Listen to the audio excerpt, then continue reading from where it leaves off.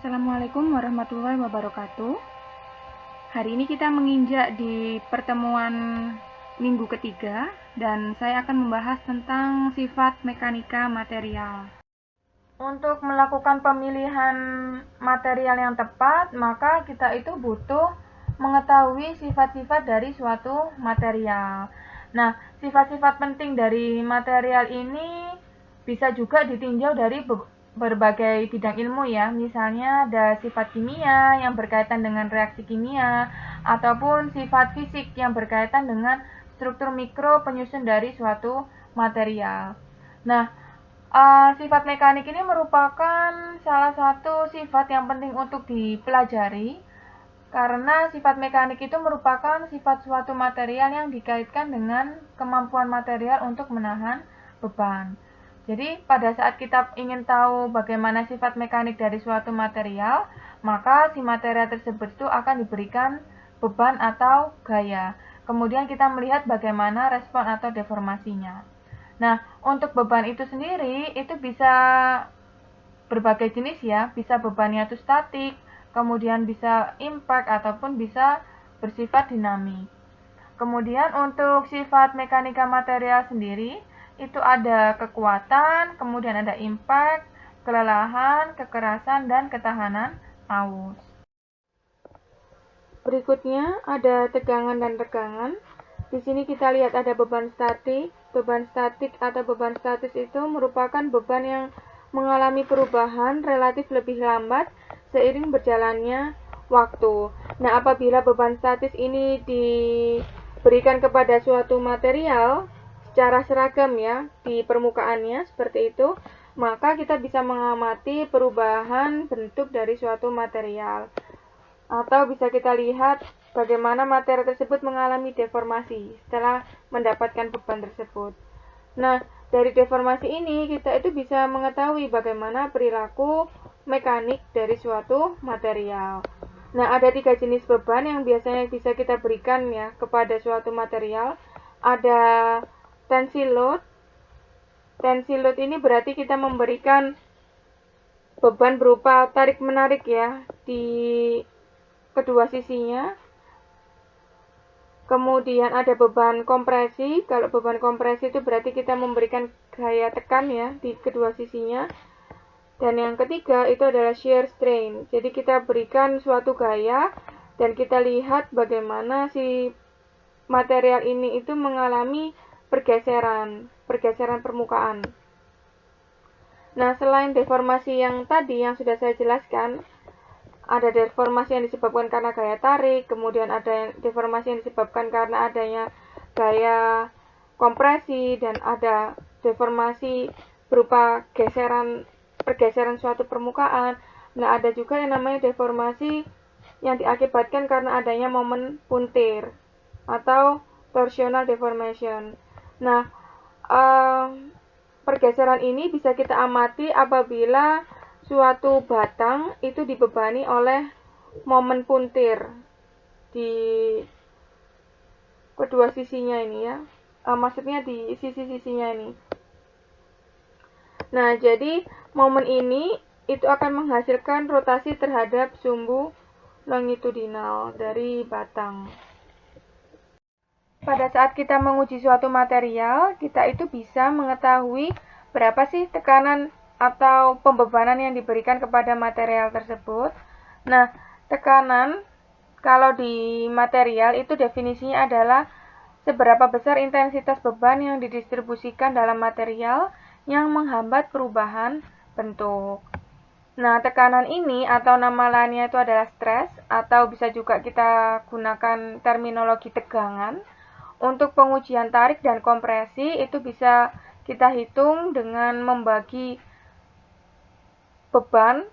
Beban ini ya gaya yang tegak lurus terhadap bidang dibagi dengan luasan permukaan yang melintang pada bidang sebelum pembebanan. Ini. Nah, stres atau tekanan atau tegangan ini memiliki satuan MPa, di mana MPa itu adalah 10⁻⁶ Newton per meter square. Berikutnya deformasi. Nah, deformasi itu definisinya adalah perubahan bentuk suatu benda atau material setelah kita kenakan gaya. Nah, salah satu deformasi yang bisa kita lihat itu adalah berupa regangan ya. Regangan itu maksudnya apa? Regangan itu maksudnya adalah perubahan panjang benda. Regangan atau bahasa Inggrisnya itu strain. Untuk pengujian tarik maupun pengujian kompresi itu bisa kita hitung dengan membandingkan berapa perubahan panjangnya dibagi dengan panjang awal. Jadi LF dikurangi LO, LF itu adalah panjang akhir setelah pembebanan, dikurangi dengan panjang awal sebelum pembebanan, dibagi dengan panjang awal sebelum pembebanan. Berikutnya jenis-jenis pengujian. Pengujian itu ada dua macam ya, ada pengujian yang sifatnya merusak atau destruktif, kemudian ada pengujian yang sifatnya itu adalah non-destruktif atau tanpa merusak. Nah, kalau untuk pengujian merusak, itu maksudnya benda yang diuji itu akan mengalami proses kerusakan. Jadi kerusakannya ini bisa karena benda uji tersebut dipotong, ataupun benda uji tersebut itu mengalami patah ya. Nah, uji yang dilakukan ini namanya adalah uji mekanik. Sementara kalau pengujian tanpa merusak, pengujiannya ini dilakukan tanpa merusak benda uji. Jadi benda uji untuk pengujian tanpa merusak ini lebih sering dilakukan di lapangan daripada di laboratorium. Kalau yang untuk pengujian merusak ini, pengujiannya biasanya atau umumnya dilakukan di laboratorium. Nah, untuk pengujian merusak itu merupakan pengujian mekanik ya. Jadi pengujian mekanik itu adalah suatu proses uji untuk mengetahui sifat mekanik dari suatu material. Kemudian kalau untuk tanpa merusak itu dikatakan sebagai non-destructive test. Jadi proses uji untuk mengetahui bagaimana sifat suatu material tanpa merusak material uji. Nah, ini adalah beberapa jenis dari pengujian merusak dan tanpa merusak. Kalau untuk pengujian merusak itu ada dua jenis ya, ada yang berdasarkan pada beban statik.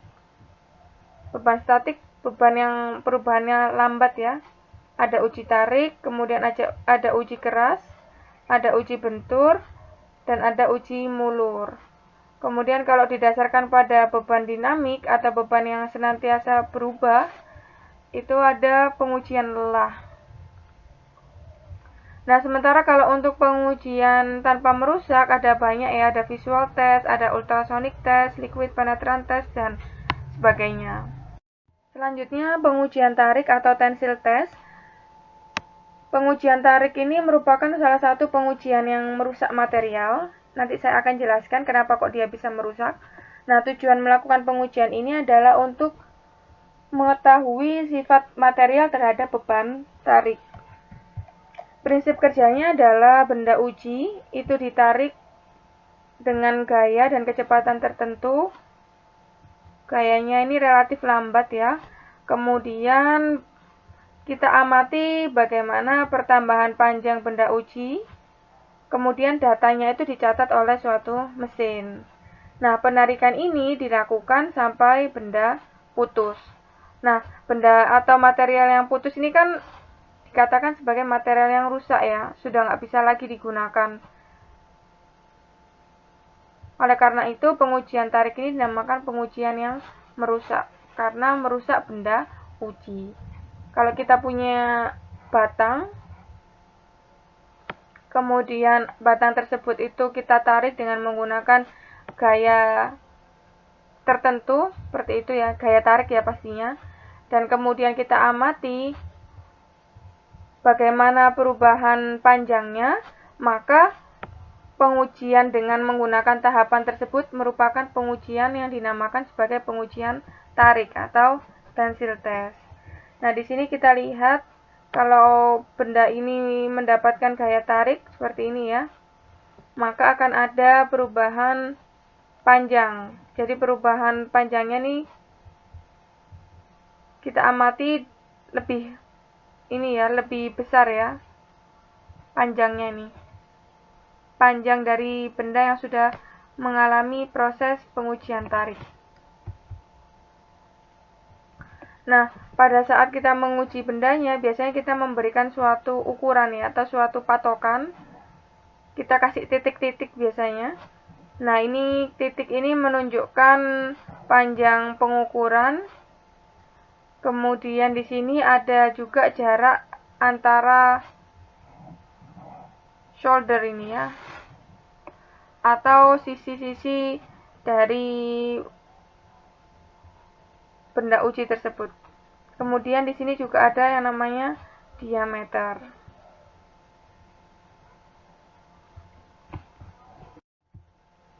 Nah, pengujian tarik itu seperti apa detailnya ini ya. Jadi di sini ada spesimen, kemudian spesimennya itu kita ukur terlebih dahulu berapa diameternya, kemudian berapa panjang pengukurannya, dan kemudian setelah kita kasih tanda dan setelah kita ukur, kita masukkan atau kita mulai jepit ya material tersebut di suatu mesin tarik. Kita jepit bagian atas dan bawahnya, kemudian mulailah kita beri beban tarik. Kemudian kita lihat nih berapa sih panjang akhirnya itu setelah material ini itu dikasih pembebanan tarik. Nah, ini contoh dari spesimen untuk pengujian tarik. Nah, ini ya tanda-tandanya ini ya. Dan ini adalah gambar asli dari mesin uji tarik. Jadi kalau kita menggunakan mesin uji tarik itu pasti dicapit ya si benda atau si materialnya itu, kemudian ditarik dan kita bisa mengamati bagaimana perubahan panjangnya. Pada saat pengujian tarik, maka mesin ujinya itu akan merekam pertambahan panjang versus pertambahan beban. Jadi dia akan memberikan informasi kepada kita berapa sih beban atau kilogramnya itu ya, dan berapa sih pertambahan panjang yang dialami oleh suatu material setelah mendapatkan beban itu tadi. Nah, kemudian grafik ini akan dikonversi menjadi grafik tegangan versus regangan. Nah, tegangan versus regangan itu berarti kita lihat grafiknya, sumbu X-nya itu selalu regangan dan sumbu Y-nya itu adalah tegangan. Oke, di sini ada ulasan sedikit tentang tegangan dan regangan. Tegangan itu adalah intensitas gaya persatuan luas, sementara kalau regangan itu adalah deformasi sebagai akibat dari tegangan yang bekerja. Nah, dari proses pembebanan tarik ini kita bisa mengamati bagaimana materi tersebut itu mengalami deformasi elastis dan deformasi plastis. Dengan mengetahui kedua jenis deformasi ini, maka kita bisa menganalisis sifat dari suatu material. Nah, di bawah sini ada grafik yang menunjukkan strain dan stress. Strain itu regangan, stress itu adalah tarik. Ini ya, untuk lebih detailnya. Ini adalah ilustrasi bagaimana suatu material mengalami deformasi pada saat material tersebut menerima pembebanan tarik. Nah, ini adalah benda uji awal. Benda uji awal itu kita berikan tanda titik-titik ini ya, untuk mengetahui panjang awalnya. Kemudian pada saat benda uji ini ditarik, maka benda uji ini akan mengalami pertambahan panjang. Nah, pada saat beban uji itu dilakukan terus-menerus, maka benda uji ini akan mengalami patahan di bagian tengah.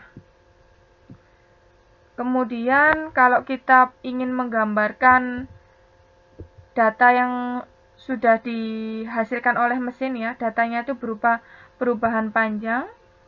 Kemudian kita gambarkan data tersebut ke kurva tegangan-regangan. atau stress strain ini, maka kita itu bisa mengetahui seberapa besar sih deformasi yang terjadi di suatu material, berapa besar sih regangannya, berapa besar sih tegangannya, kayak gitu ya. Oke, kita lihat di sini, ini adalah beban, ini adalah panjang awal ya, sebelum dilakukan pembebanan. Kemudian setelah dilakukan pembebanan, maka si mesin akan mencatat berapa panjang benda ujinya. Kemudian kalau kita hitung deformasinya, kita bisa mendapatkan nilai strainnya ya, atau regangannya ini. Kemudian kita bisa tahu berapa tegangannya, berapa stresnya ini ya. Setelah itu, pada saat bebannya itu ditingkatkan lagi, maka ada suatu ketika si benda ini akan mengalami suatu tegangan maksimal. Jadi tegangan maksimal itu terjadi sebelum benda ini mengalami patah gitu ya. Nah, tegangan maksimal itu dinamakan sebagai ultimate tensile strength. Ini ya.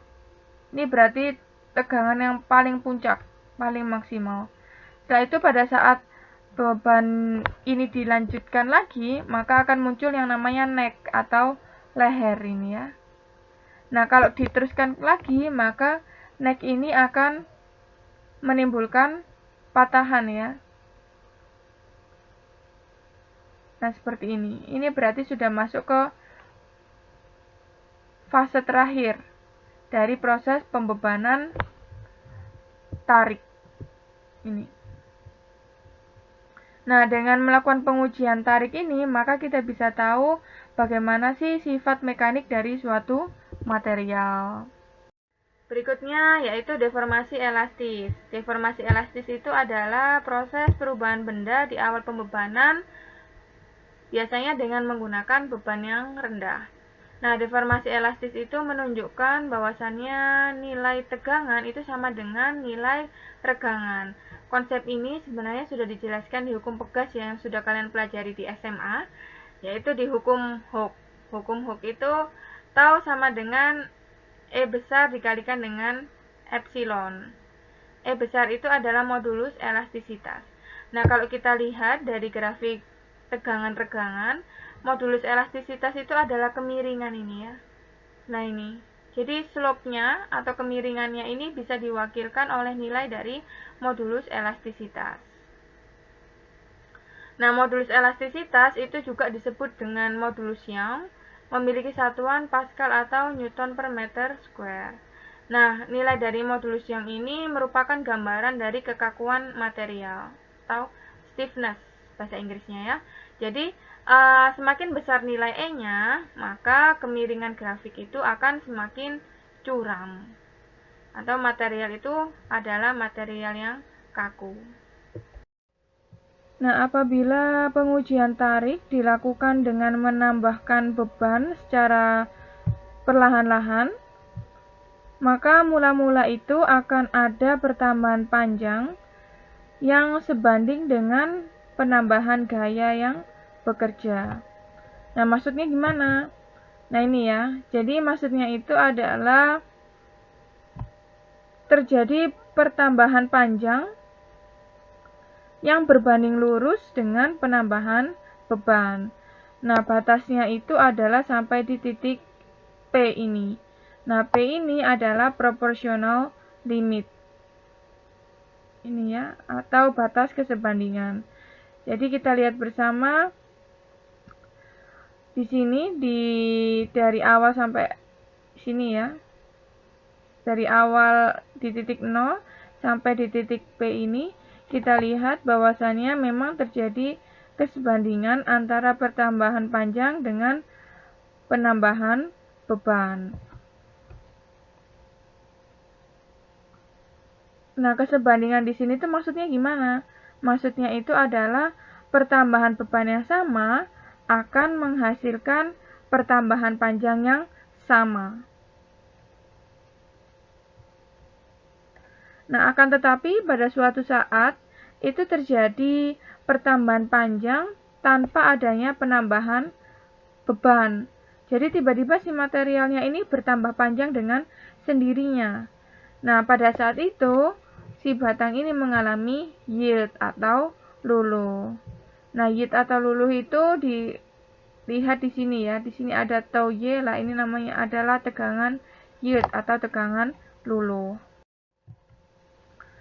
Nah, ini adalah proses deformasi pada saat benda sebelum diuji.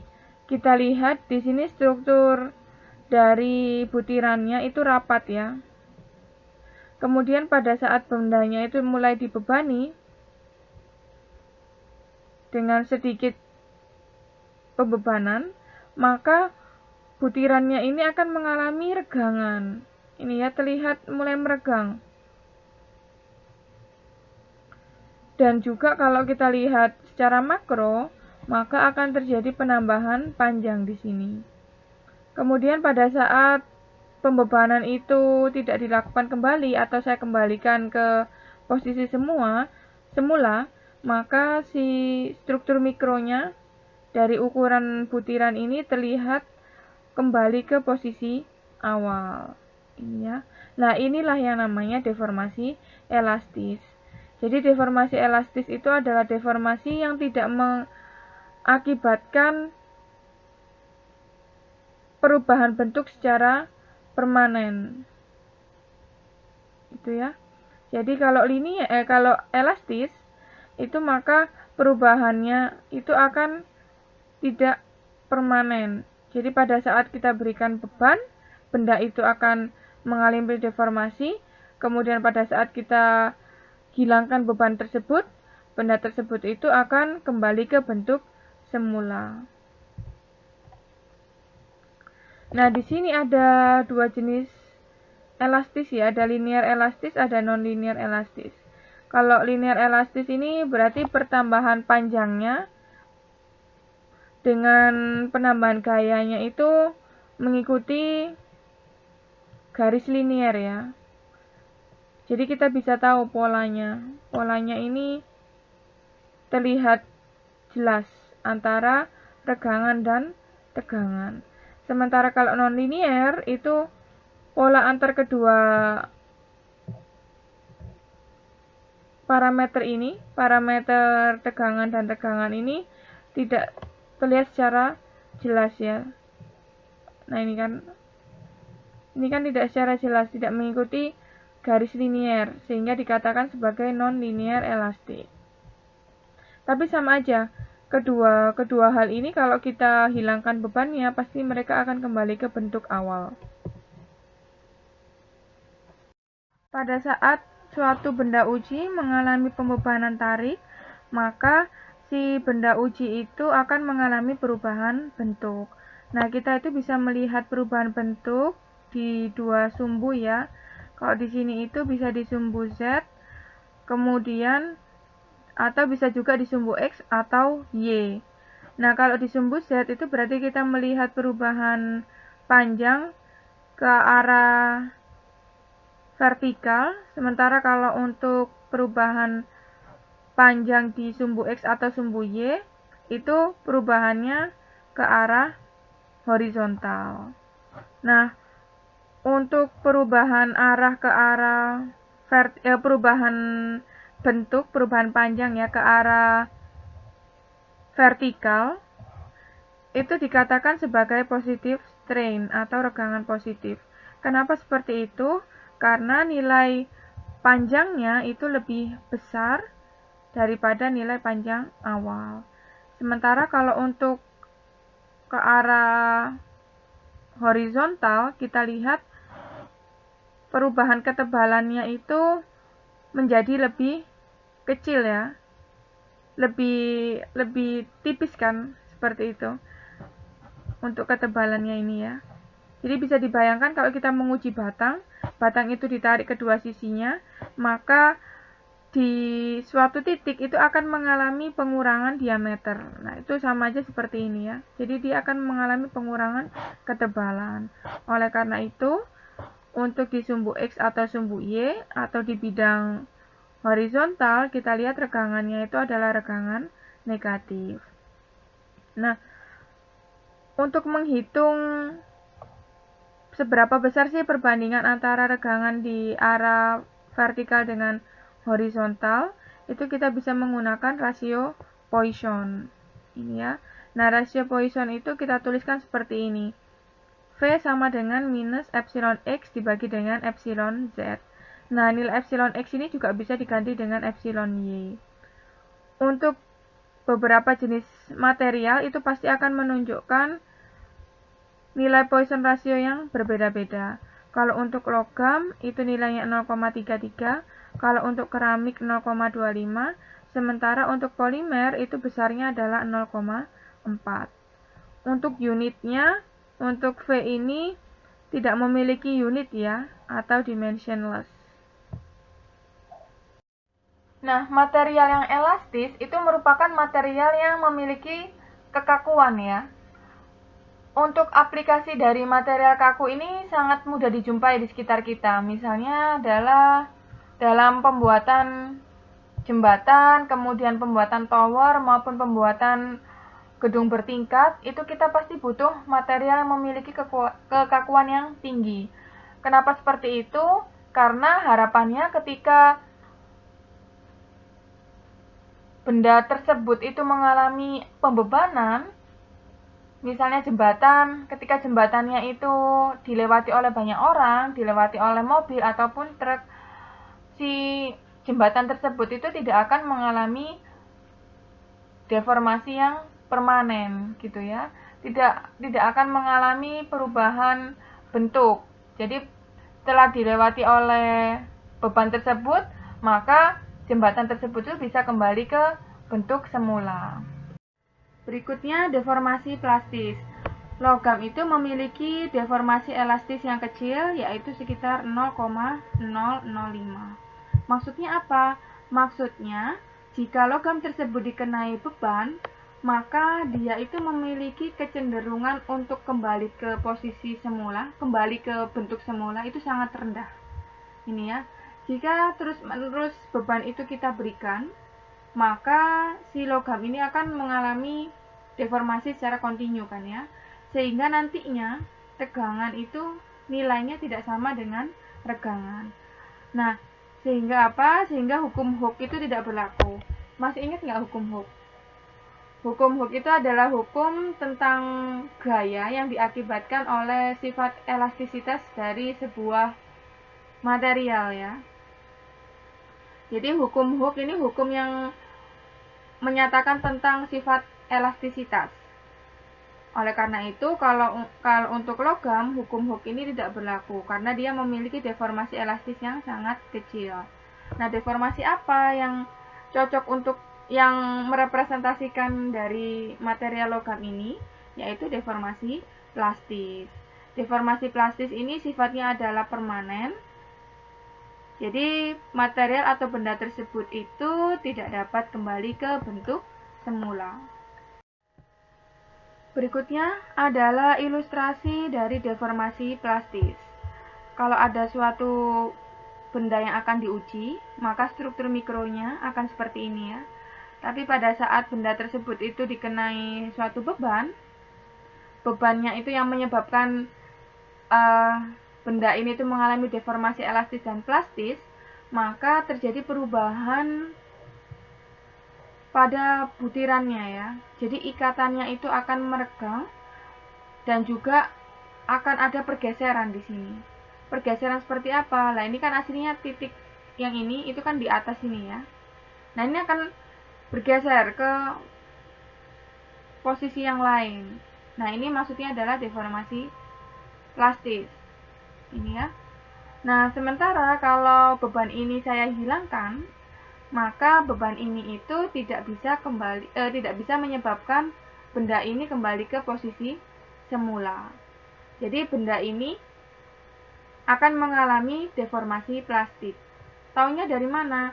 Kalau kita lihat dari struktur mikro, maka ikatannya itu tidak lagi meregang, tapi di sini pergeserannya itu masih ada gitu ya. Nah, ini maksud dari deformasi plastis. Jadi, kalau untuk deformasi plastis, pada saat kita kembalikan beban ke posisi 0, maka tetap akan menyisakan perubahan bentuk di sini. Jadi yang hilang di sini adalah deformasi elastisnya. Jadi intinya adalah plastik itu maksudnya deformasi yang permanen, yang tidak dapat berubah ke kondisi awal. Nah, kalau kita lihat grafik tegangan-tegangan, di sini kita lihat untuk sumbu X-nya ini adalah regangan ya, sumbu Y-nya ini adalah tegangan. Jadi pada saat benda tersebut itu mulai dikasih pembebanan, maka dia akan mengalami pertambahan panjangnya. Nah, di suatu kondisi tertentu, benda tersebut itu akan bersifat elastis. Jadi di kondisi ini, kalau kita lepaskan beban itu, maka dia bisa mampu kembali ke bentuk semula. Tapi kalau pembebanan ini dilakukan terus-menerus sampai akhirnya menuju titik tertentu, maka di sini ini akan ada campuran deformasi elastis dan juga deformasi plastik. Sehingga regangannya di sini dikatakan sebagai tegangan plastik. Ini ya. Di slide ini kita bisa lihat bersama ada grafik tegangan-tegangan. Nah, kemudian di garis ini ada titik P. P itu adalah proportional limit. Jadi, proportional limit itu menunjukkan titik perubahan elastis menjadi plastis. Kalau kurang dari P, itu menunjukkan daerah deformasi elastis. Sementara kalau lebih dari P, itu menunjukkan daerah deformasi plastis. Untuk menentukan batas proporsional itu bisa digunakan metode offset. Nih ya. Nah, sebelum ke sana saya mau menjabarkan lagi ya tentang proses deformasi plastis dan elastis. Pada saat suatu benda diuji dengan menggunakan uji tarik, maka di tahapan awal benda tersebut akan mengalami deformasi elastis sampai menuju batas titik yang dinamakan sebagai proportional limit, baru dia mengalami penambahan deformasi plastis ya. Jadi deformasinya bertambah, jadi campuran elastis plastis seperti itulah. Nah, pada saat deformasi elastis, struktur atomnya, struktur penyusun dari material tersebut itu hanya mengalami peregangan. Jadi ikatannya hanya mengalami peregangan. Sementara kalau untuk di plastis, selain untuk deformasi elastis plus plastis, selain atomnya itu mengalami peregangan, si atom itu juga mengalami pergeseran. Ini ya. Jadi istilahnya di deformasi plastis ini berhubungan dengan pemutusan ikatan dengan atom yang lain. Ini ya. Jadi ada pemutusan ikatan nih di sini. Di atomnya ini bergeser, gitu ya. Nah, pada saat bebannya itu dilepas, maka atom ini nggak mampu kembali ke posisi semula. Oke, jadi seperti ini bentuknya ya. Nah, pada saat di posisi ini, kemudian saya pengen melepas bebannya ya. Jadi bebannya itu 0, maka di sini ada regangannya, jadi dia di titik ini nggak bisa kembali lagi ke sini. Nah, jadi ini itu memiliki nilai sebesar regangan plastis. Ini ya. Nah, metode offset itu apa? Metode offset ini sebenarnya dilakukan karena apa? Karena kadang-kadang posisi titik P itu tidak mudah untuk ditentukan. Ini ya, jadi kadang itu grafiknya kurang jelas antara tegangan dan regangan. Sehingga untuk kasus seperti ini maka kita butuh suatu aturan atau konvensi. Jadi caranya gimana? Jadi kita tarik garis lurus ini ya. Kita tarik garis lurus yang sejajar dengan bagian elastis dari kurva. Nah, gimana caranya? Jadi kita tarik garis lurus dengan jarak 0,002 dari titik 0. Ini ya, jadi 0,002 di sini. Kemudian kita tarik garis lurus sejajar dengan garis elastis ini. Nah, kalau kita tarik terus dan berpotongan dengan grafiknya, maka di sini kita akan tahu ya perpotongannya ini. Nah, perpotongan ini dinamakan tegangan luluh atau yield stress. Nah, yield stress itu apa? Yield stress itu adalah tegangan yang menyebabkan benda tersebut itu mengalami pertambahan panjang tanpa diikuti oleh penambahan beban.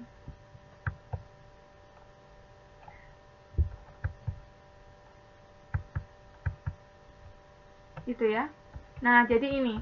Kalau kita gambarkan 0,002, maka kita temukan garis seperti ini. Karena garis ini dibuat sejajar dengan garis elastisnya. Nah, kemudian pada saat kita teruskan gambar garis lurus ini, maka dia akan berpotongan. Sehingga kita dapatkan tegangan luluh atau yield strength. Nah, untuk tegangan luluh sendiri itu sebenarnya menunjukkan tegangan dengan deformasi plastis yang mulai terjadi. Jadi fenomena luluh itu mulai terjadi. Fenomena luluh itu maksudnya penambahan panjang tanpa diikuti oleh penambahan beban. Ini ya.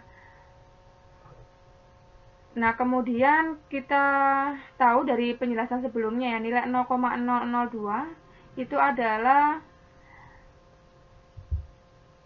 dinamakan sebagai nilai atau sebagai batas ya, bahwasannya material tersebut itu mulai mengalami deformasi plastis. Ini atau dikatakan sebagai Prof stress atau tegangan yang menyebabkan tegangan 0,002. Untuk beberapa jenis baja dan material lainnya, transisi dari elastis dan plastis itu dapat dilihat dengan jelas. Sehingga untuk menentukan tegangan luluhnya, kita tinggal menghitung tegangan rata-rata yang berkaitan dengan titik luluh bawah. Jadi kita tidak perlu membuat garis ya, atau tidak perlu menggunakan metode offset. Nah, ini adalah dua grafik yang membandingkan dua perilaku yang berbeda yang ditunjukkan oleh dua material logam yang sama-sama diuji dengan menggunakan pengujian tarik ya. Nah, kita lihat untuk grafik yang pertama ini, kalau dilihat kita tidak bisa tahu ya dengan tepat mana sih posisi dari tegangan luluhnya, mana sih posisi di mana deformasi plastik itu mulai terjadi. Karena apa? Karena kita akan kesulitan dengan menggunakan mata telanjang, ini susah menentukan titiknya. Oleh karena itu, kita itu perlu menggunakan metode offset untuk menentukan di mana posisi dari tegangan luluh atau tegangan yieldnya dengan cara menarik garis yang memiliki regangan sebesar 0,002 dan kita tarik garis sejajar dengan garis linier milik deformasi elastis. Nah, kemudian kita cari perpotongannya dengan grafik ini. Nah, disitulah posisi dari tegangan yieldnya. Sementara itu, untuk beberapa jenis baja, kemudian beberapa jenis material yang lain, itu grafik tegangan dan regangannya itu menunjukkan pola seperti ini ya. Ini kan cukup berbeda ya dengan ini. Nah, kalau pola seperti ini, itu sangat mudah bagi kita untuk menentukan di mana posisi deformasi plastik itu mulai terjadi. Oke, kalau dari grafik ini, deformasi plastik itu mulai terjadi pada saat upper yield point ini ya, atau titik tegangan tertinggi. Jadi pada saat ini, itu deformasi plastik mulai terjadi. Kemudian nilai dari tegangan ini turun, kemudian dia berfluktuasi, tapi nilai tegangannya ini berfluktuasinya itu merepresentasikan nilai yang konstan ya sebenarnya. Nah, kemudian deformasi plastik ini akan terus berjalan dengan peningkatan beban. Seperti itu. Nah, kalau kondisinya seperti ini, gimana cara kita menentukan nilai tegangannya? Caranya itu adalah dengan mencari nilai rata-rata dari ini ya, dari titik yield yang paling rendah ini. Nah, ini coba di rata-rata, kemudian kita dapatkan nilai tegangan luluh atau tegangan yieldnya. Berikutnya adalah tensile strength. Tensile strength atau tegangan tarik. Jadi setelah melewati tegangan luluh atau setelah materialnya itu luluh itu ya, apabila pembebanan itu tetap dilanjutkan, maka grafik ini akan mencapai titik maksimum. Nah, ini ya titik M. Kemudian kalau dilanjutkan terus-menerus, maka si grafik ini akan menurun ke titik patah atau titik F. Nah, F ini adalah fracture atau patah itu ya. Kemudian titik M ini itu adalah titik yang menunjukkan kekuatan tarik atau tensile strength. Jadi tensile strength itu adalah tegangan maksimum pada kurva tegangan regangan. Jadi ini maksudnya itu adalah tegangan maksimum yang bisa diterima oleh suatu material sebelum material tersebut itu mengalami patah. Nah, untuk deformasinya pada titik M ini deformasinya berlangsung secara seragam pada keseluruhan bagian dari spesimen. Tapi setelah melewati titik M, deformasinya itu terpusat pada bagian tengah ini ya, atau bagian ya istilahnya tengah lah ya. Kemudian nanti dia akan membentuk leher atau neck ini. Jadi deformasinya itu terlokalisir, yaitu berada di posisi tengah ini. Nah, fenomena ini disebut juga sebagai fenomena necking atau penciutan. Dan kalau kita bebani terus-menerus ya, maka dia akan menjadi patah. Ini ya. Jadi patahnya itu pasti berada di titik di mana leher itu terbentuk. Nah, berada di posisi tengah. Tegangan pada saat patah itu dinamakan fracture strength atau tegangan patah.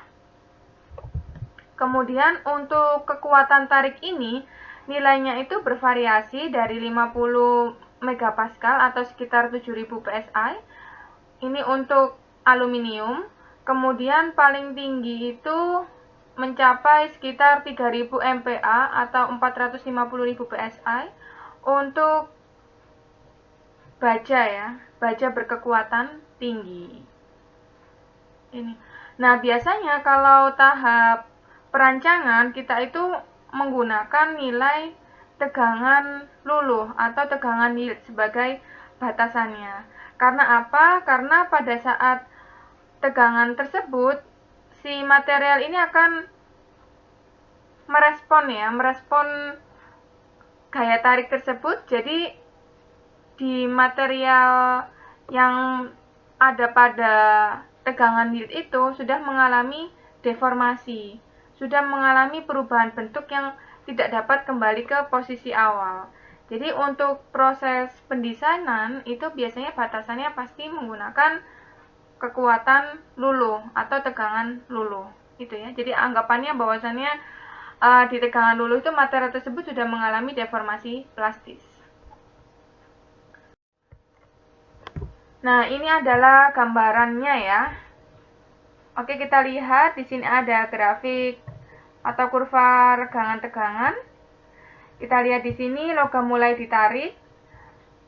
Berarti dia ini ya mulai ada deformasi ya. Namun deformasinya masih deformasi elastis sehingga pada saat kita kembalikan atau kita nolkan gayanya dia masih kembali ke posisi semula. Kemudian dia mulai masuk ke dalam proses peluluhan ya. Jadi proses di mana regangannya itu bertambah tapi sebenarnya bebannya itu tetap.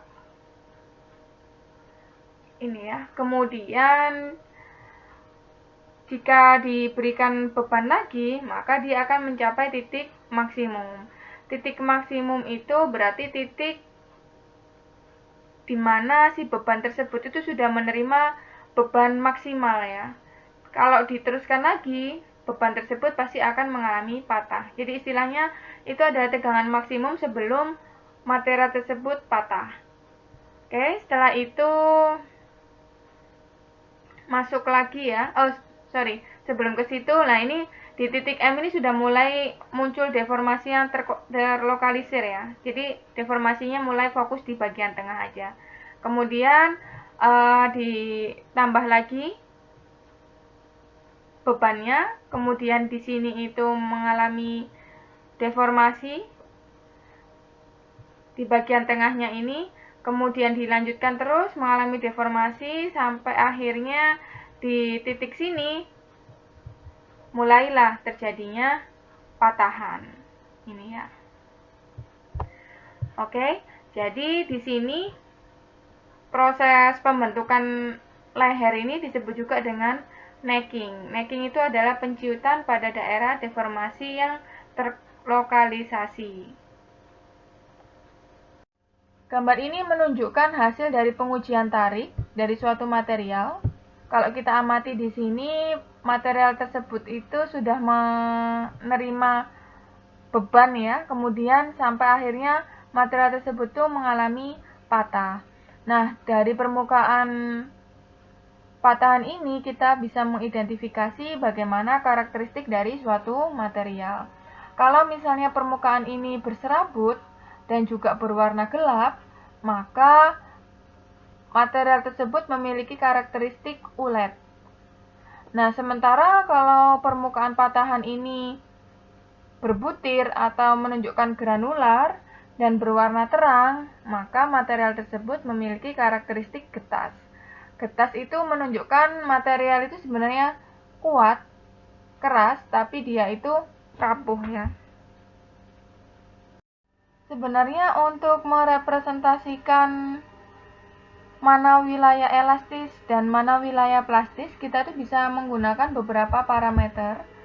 Kalau misalnya untuk wilayah elastis, maka kita bisa menggunakan modulus Young, ataupun kita juga bisa menggunakan kekuatan yield atau tegangan luluh ini ya. Nah, modulus Young sendiri itu adalah perbandingan antara nilai tegangan dengan nilai regangannya. Kalau di daerah elastis, maka modulus Young-nya menjadi perbandingan antara tegangan yield dibagi dengan selisih dari regangan di titik 2 dan regangan di titik 1. Ini ya. Kemudian kalau untuk di daerah plastis, maka parameter yang bisa merepresentasikan daerah tersebut, yang pertama kita bisa melihat nilai dari kekuatan tariknya atau ultimate tensile strength. Kemudian kita bisa juga melihat proses dari strain hardening atau pengerasan regangan, dan yang terakhir adalah fracture atau patahan.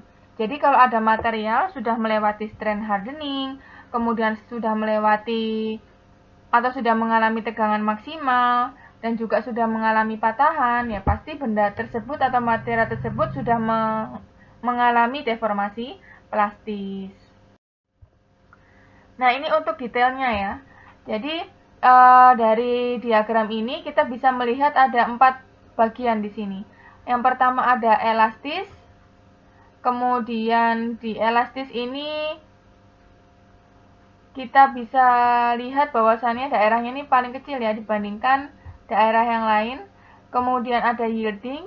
Yielding ini merupakan proses suatu material mulai melakukan deformasi plastis. Kemudian ada strain hardening. Kalau strain hardening ini materialnya itu mulai mengeras ya. Jadi istilahnya dia tidak mungkin akan kembali ke posisi awal karena struktur kristalnya ini sudah mengeras seperti itu. Kemudian kalau dibebankan lagi, maka dia akan muncul yang namanya necking atau penciutan di bagian tengah. Nah, untuk di daerah elastis yaitu di poin 1 sampai 2, jadi karakteristiknya bahwasannya si material ini akan bisa kembali ke posisi awal setelah material tersebut itu tidak lagi dibebani. Contohnya di sini itu adalah karet rambut itu ya. Nah, untuk mengetahui bagaimana kondisi dari wilayah elastis ini, kita bisa menggunakan yang namanya modulus Young. Seperti yang saya jelaskan sebelumnya, modulus Young itu adalah perbandingan antara tegangan dengan regangannya. Kemudian di poin 2 itu adalah daerah yield strength ya, atau titik dari tegangan luluh. Jadi titik dari tegangan luluh itu maksudnya adalah titik yang menunjukkan deformasi permanen itu mulai. Itu ya. Jadi setelah material itu melewati titik yield strength ini, maka material tersebut itu tidak lagi bisa kembali ke posisi awal atau ke panjang mula-mula. Berikutnya adalah strength hardening. Oke, kita sama-sama lihat grafik ini. Jadi kalau kita amati material yang sedang diuji, kemudian material itu berada di titik 4 ya. Jadi pada saat di titik 4 ini, pada saat materialnya itu mengalami beban sama dengan 0, tapi dia sudah punya nilai regangan tertentu, kemudian material ini diberikan lagi beban, maka material ini akan kembali ke titik 3. Ini ya, kembali ke titik 3 itu dengan kemiringan yang sama ya, dengan modulus elastisitasnya. Ini. Jadi kemiringan atau slope-nya ini sama. Nah, kemudian si material tersebut itu memiliki nilai tegangan luluh yang lebih tinggi ya, atau bisa dikatakan nilai tegangannya itu maksimal. Nah, kok bisa seperti itu? Kok bisa pada saat saya bebani lagi kok dia ini kok kembalinya ke titik 3, bukan kembalinya di titik sebelum 3. Nah, itu ya. Itu kan yang jadi pertanyaan ya. Alasannya itu karena sebenarnya di titik 3 ini material tersebut sudah mengalami penguatan regangan. Jadi kan kalau material itu sudah mengalami deformasi plastis, itu kan materialnya itu struktur kristalnya sudah ini ya, berpindah ya, pergeseran gitu kan ya. Nah, di strength hardening ini pergeseran tersebut dikuatkan sehingga apa? Sehingga terjadilah pengerasan regangan. Jadi dia nggak mungkin kembali lagi di daerah sebelum nomor 3 atau bahkan daerah ke nomor 2 nih jelas nggak mungkin. Itu ya, itu adalah prinsip dari strength hardening. Berikutnya adalah kekuatan tarik. Kekuatan tarik itu memiliki nilai yang paling besar yang ada di dalam diagram tegangan regangan.